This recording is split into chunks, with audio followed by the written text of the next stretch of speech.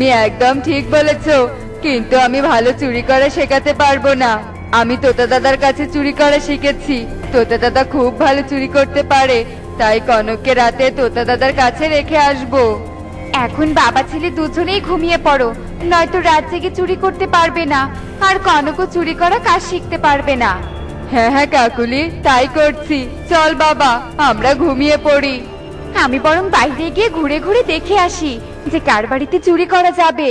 মা টুকি, তুই বাড়িতে খেলা কর, আর আমি জমিতে যাই।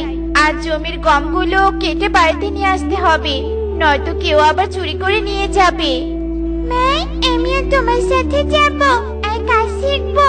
আমাকে কাজ শেখালে তোমাকে কষ্ট করে একা একা আর কাজ করতে হবে না মা। আমি তোমার কাছে সাহায্য করতে পারবো। তুই যখন কাজ শিখতে চাইছিস, তখন চল আমার সাথে। বাহ, আমি যে জমিতে তো এবার গমের ফলন অনেক ভালো হয়েছে মা। এই গম বিক্রি করলে আমরা অনেক ধনী হয়ে যাব, তাই না মা? হ্যাঁ রে মা, তাই। সব সৃষ্টিকর্তার ইচ্ছে।